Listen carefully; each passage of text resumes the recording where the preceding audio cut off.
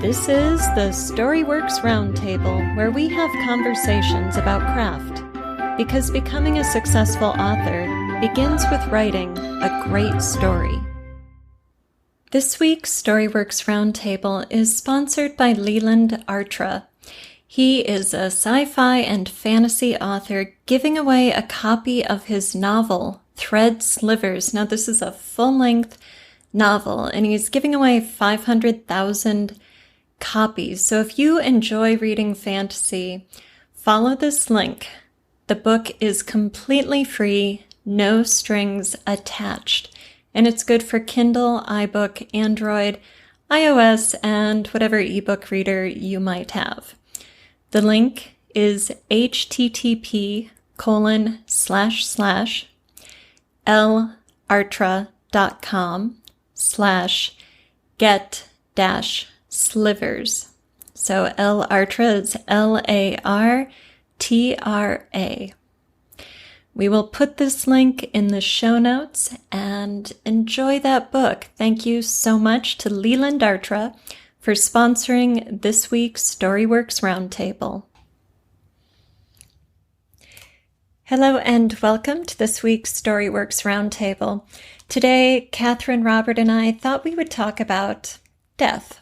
So we all picked up a copy of The Art of Death, which is Edwidge Danticat's book about writing the final story. That's the subtitle here. The Art of is a series Graywolf Press puts out. And so I don't know what I expected from this book. I think I expected more of a writerly meditation on writing characters who die, on writing death into your stories.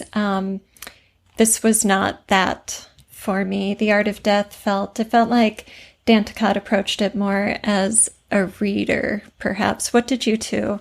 What was your experience of this book? It was still very thought-provoking, and yes, and which we'll talk about, obviously. But yeah, it was more like a memoir than necessarily an art of. I was slightly disappointed by that, and then still drawn in by the writing and and the observations, which are deeply felt.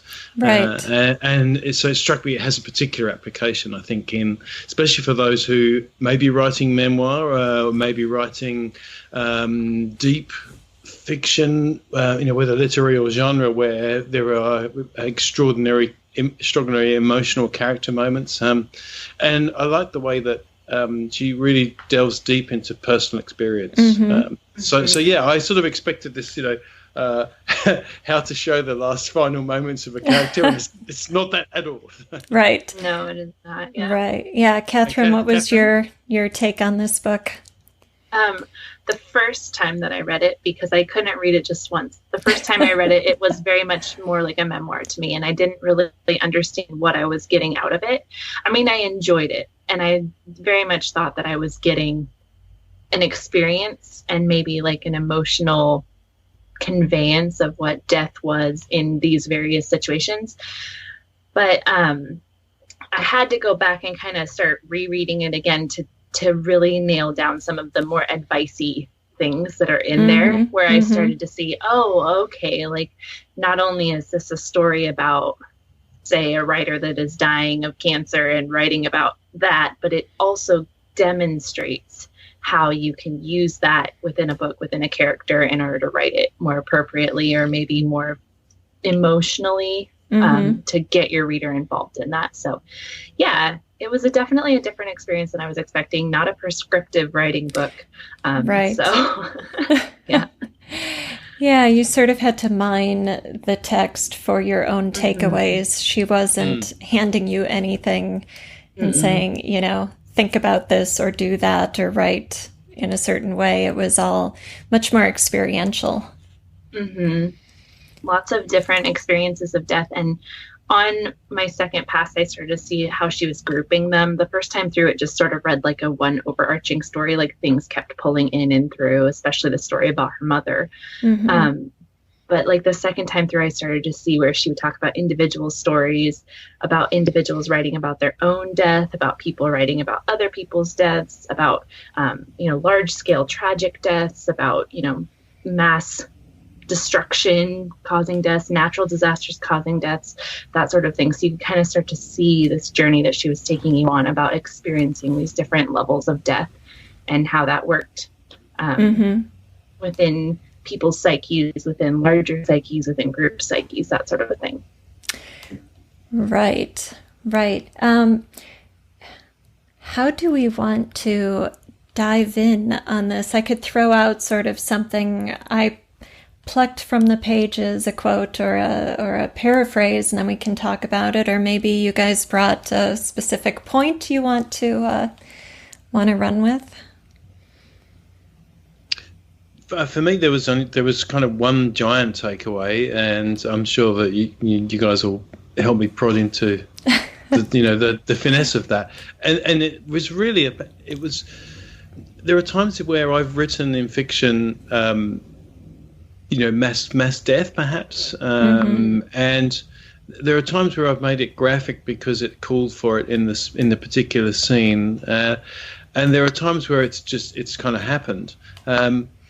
And I think I'm going to avoid that in the future because I think that's a waste of words. Well, I suppose it depends what your purpose you're trying to achieve. Obviously, if you want to achieve an emotionless feel, then that would be fine.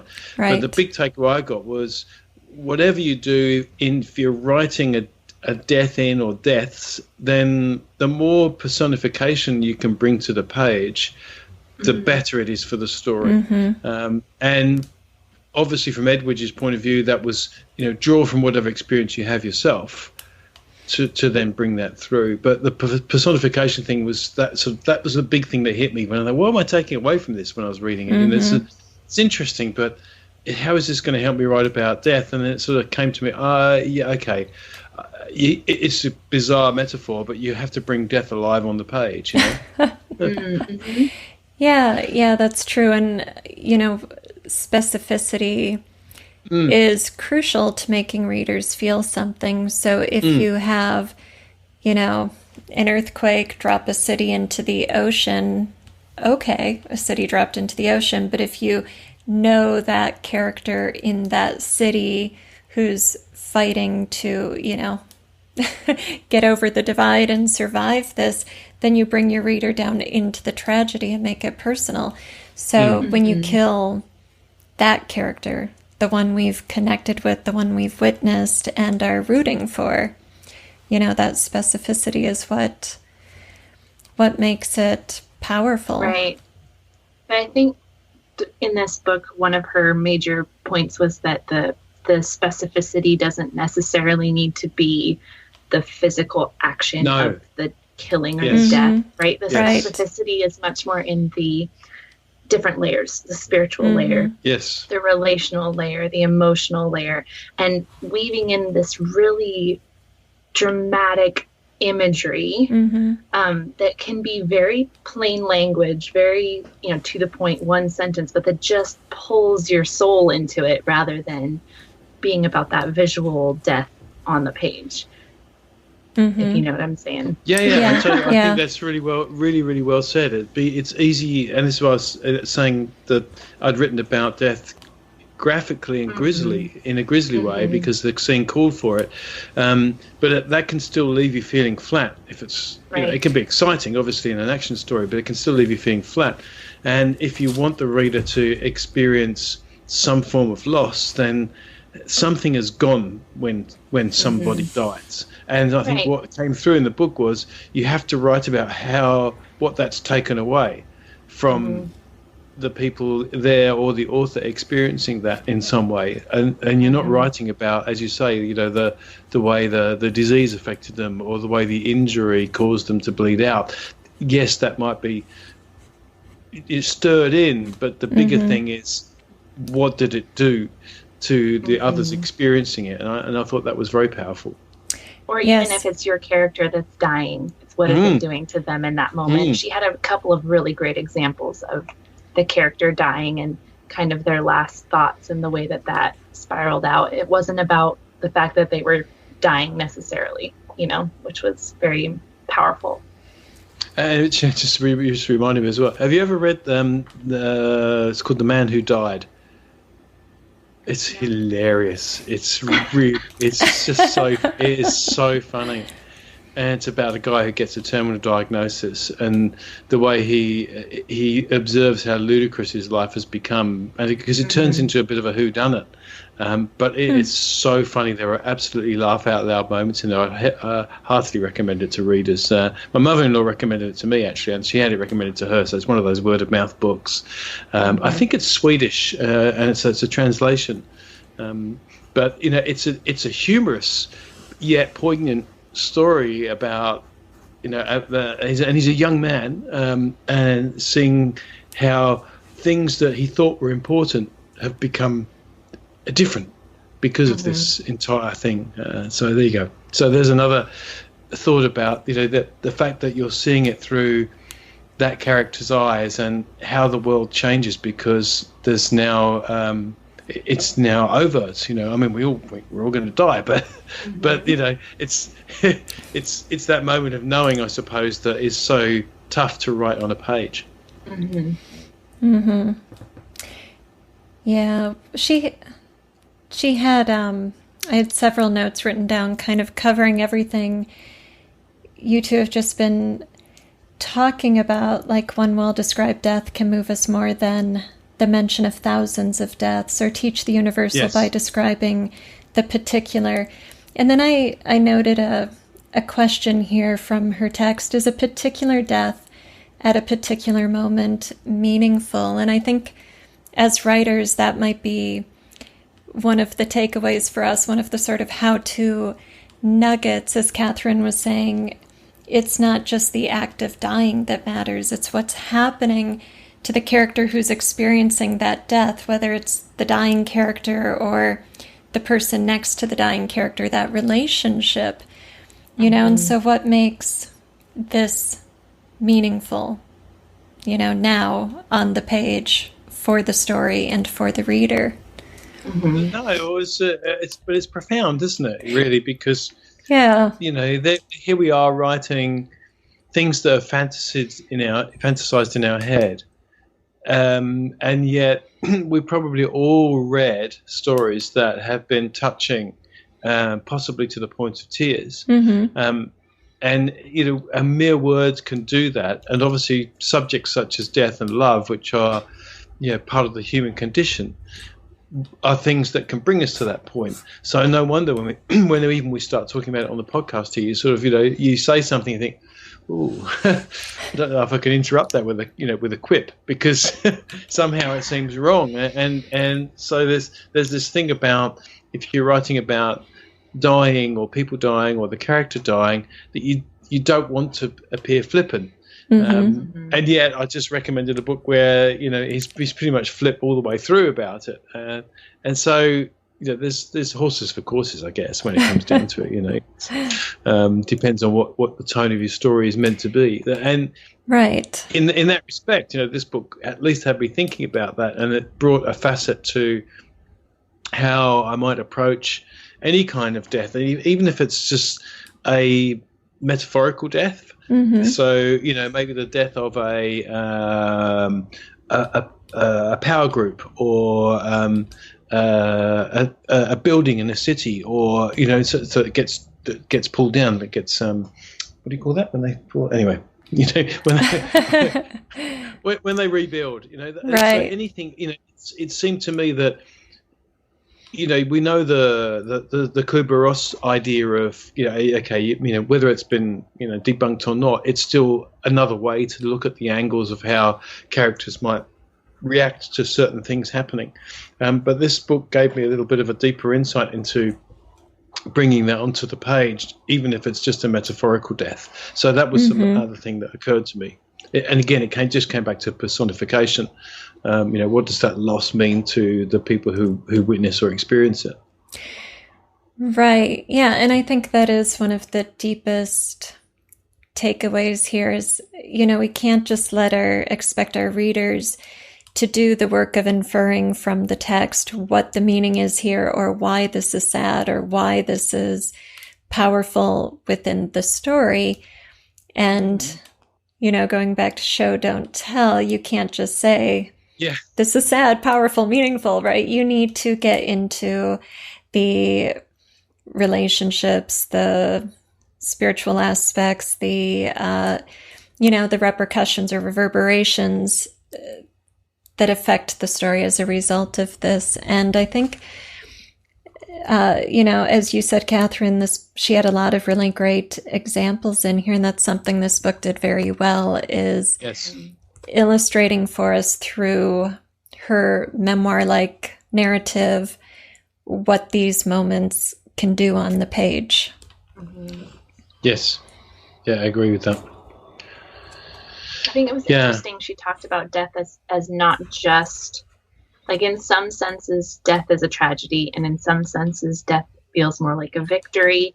And, there's different aspects of when in a character's journey or in a person's journey, that death moment happening becomes that choice or, the action that closes something out. It doesn't necessarily have to be tragic. Mm-hmm. She was talking about how, like, at the end, her mother was ready to die. And, like, so that moment necessarily wasn't the part that everything was leading up to. It was the living in the moments up to the dying that was important, rather than the death itself. Right. Which I found really interesting. And she also used some examples of characters making choices to kill or to have death occur that were in a way victorious. She used Song of Solomon a lot, and I'm forgetting the other ones that she did, where the woman killed her children, and it was the option was there. The reader that was almost Beloved. Beloved. Yeah, Toni Morrison. And, mm-hmm. Toni Morrison, which is really powerful because it was death as a choice, and almost a victorious choice. Tragic, but victorious because of the choice that she was making. So death is a tool that doesn't always necessarily have to lead to one emotion or one end point, which I found really interesting throughout here, is the way that she was weaving that as death is just one more tool in our arsenal of things that we can throw at the reader. Right. Yes, and not always having to be tragic, can even be funny sometimes, as Robert was pointing out. Yeah, and I think this,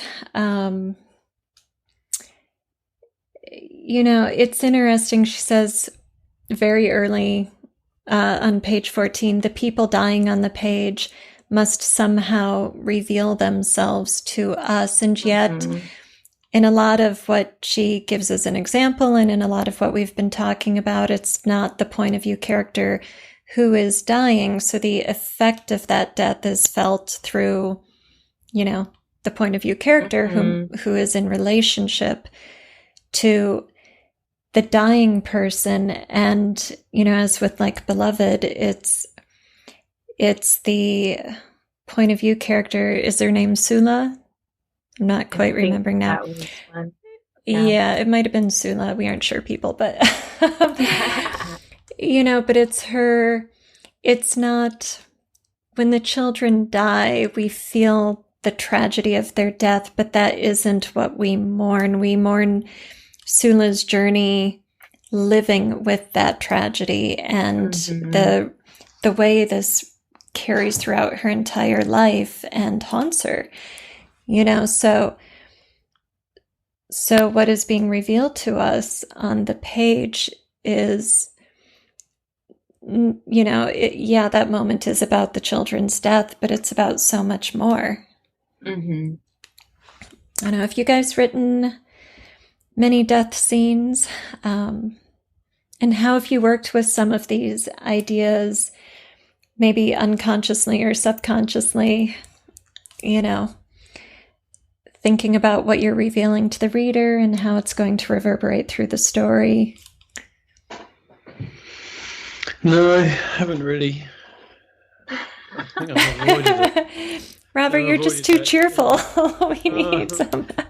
But you see those things posted on Facebook where writers and say, I just killed a character and now I can't write another word. Because there's definitely that thing about that when's the right time to do something like that as well. It's got to serve the story as opposed to just being there for some dramatic flair or to show that you can stir up emotion. I do have one coming up that this reflection will be very helpful for, actually. So there is a planned death. Oh, good. Good. I kill a lot of characters. Yeah. I really like it. You know what? I think a lot of it has a lot to do with what she writes about in here too, is that, like, there was a quote on page 19 that I really liked where she said, dying, especially prolonged dying, is rarely passive or monotonous. And I thought that is probably the closest to expressing why I enjoy writing characters that have a death that maybe they even know about or they see coming. It just changes the intensity to such, I mean, there's nothing else that does that, right? Yeah. And I mean, so I really enjoy writing death because of the intensity it brings. And I think that's the end for that. Sometimes it's protagonists, sometimes it's, side characters that mean a lot to my protagonist. I like killing protagonists. Don't ask me why, but I do. Even the series I'm working on right now, spoiler alert, somebody's going to die. But it's like, it's that bringing that intensity in, bringing that characters just push that, maybe they're trying to save themselves, or maybe they're trying to avoid it, or maybe they know there's no avoiding it, but they can make things better for the people around them. That it shows up on the page so vibrantly compared to some other things. And it's, for me, it's just, it flows out really fast. It's a really quick, vibrant writing experience. And I love that. And don't you think death is a very particular kind of turning point for those characters who are experiencing it, whether it's the character who's dying or the one who's surviving that death? That character can never be the same again after a meaningful death, whether it's a tragedy or a relief, and that, when done well, that affects the reader. And then ideally the reader is never the same again, certainly not as long as they're within that headspace, that journey of that story. Yeah. Yeah, you can't take it back. Well, I mean, maybe there are stories where you can take it back. But you can jump the shark. Yeah. Yes. But I think that even in stories where, like, let's say you have like resurrection magic or whatever, like, it still is that crazy turning point that it should never be the same.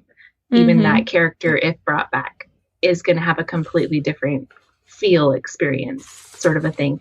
But I like the irreversible feel of it. And the fact that those characters know that no matter what, life will never be exactly the same as it was pre-death.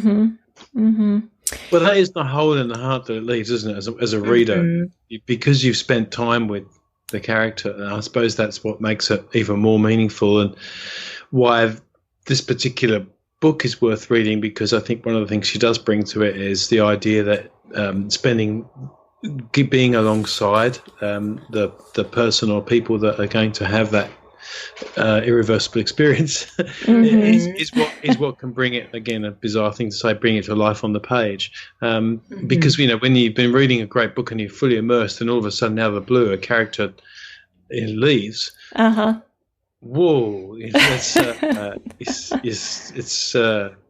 yeah, and again, you'll see readers post in fan groups about, I can't believe you just did that, and name the writer. So it just shows the power that, again, the written word can have. Yeah, and isn't that part of why we do it? I find it delightful to create those emotional effects in a reader. I mean, that is some of what makes writing so much fun is building a whole experience in a whole other world to share with other people, you know? Yeah. And all through the word. How do we make our deaths authentic? This is something Edwidge Danticat asks us, and she's talking about Toni Morrison's Beloved scene, and she says that the level of depth in death scenes is not about the number of words the writer uses to describe it, right? And that scene in Beloved is quite spare. It's brief, and it's quick, and it still leaves you stunned. You know, so how do we make our death scenes authentic? Kathryn, you write lots of deaths. I think liberal use of time and imagery. Yeah. Because you want to slow that moment down to the point where you can pinpoint it on the page. That transition is visible.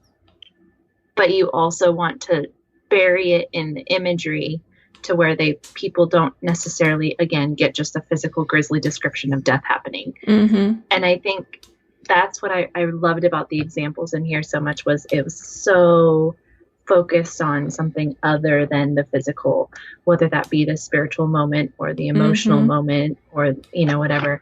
But you don't have to have paragraphs and paragraphs of death monologues. In fact, that makes me so mad.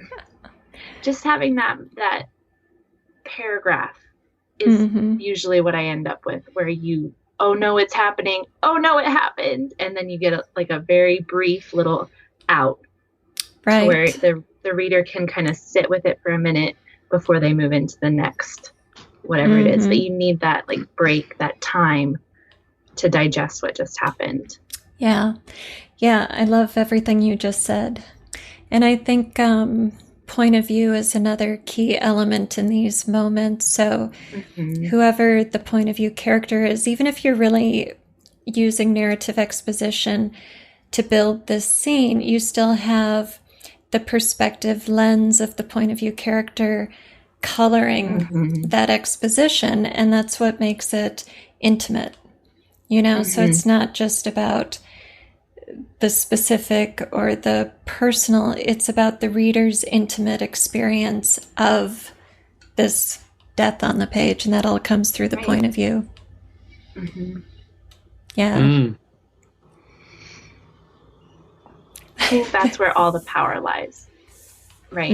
Because if you choose the wrong point of view in that moment, then your reader doesn't get the same experience. So I think knowing that your death, what is it serving in the story?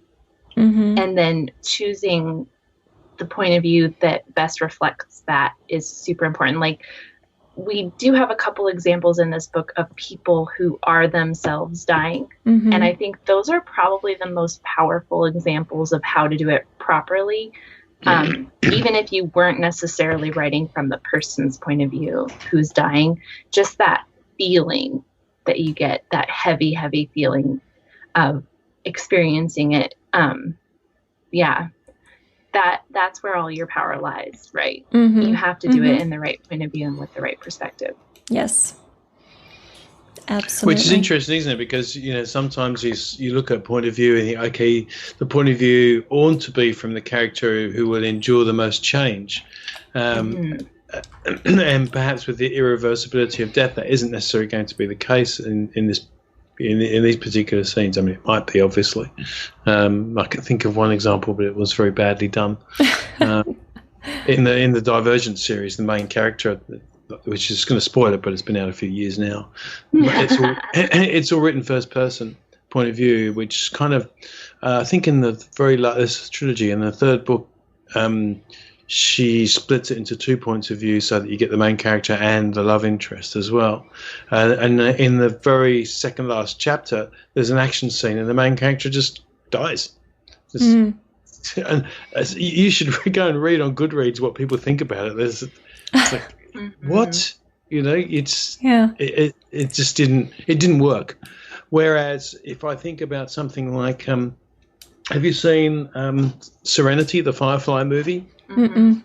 Well, there's a character at the end who dies just totally out of the blue, just at the moment of a wonderful victorious moment, and it just leaves you completely gobsmacked, and the whole fan base is sort of, no, you can't do that. And because the point of view obviously in a movie is different, you're not first person, that one just completely works, even though it's a character that you just would never ever want to die in that series. So it makes a reunion very difficult. Right. I do wonder about the power and the effectiveness of something like the omniscient point of view when it comes to writing death. Because it feels like to me, even when you're in a pretty limited third, like sometimes that moment of death requires you to kind of pull out a little bit, right? Just to give the reader a second to have this a little more overarching view before diving back into the point of view character's head. So I think it would be harder for me. I've never written a first person point of view death.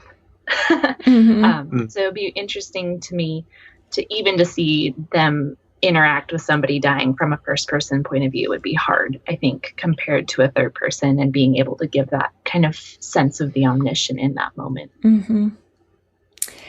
Yeah, I think even in a first person point of view, you know, when done well, there's room to step back. You know, you have to think of your first person narrator and your first person character as separate entities. So whatever that distance is in time and space, your narrator needs to be able to give the reader that room to absorb and feel, you know, what you've got happening on the page. Yeah. Next week, we continue getting deep with Edwidge Danticat's The Art of Death. And if you're enjoying this show, please make sure to subscribe, rate, and review the podcast. That'll help us reach new listeners, and it motivates us to keep going. Thank you. Thank you for listening to the Storyworks Roundtable. Find all our shows, show notes, and videos at storyworkspodcast.com.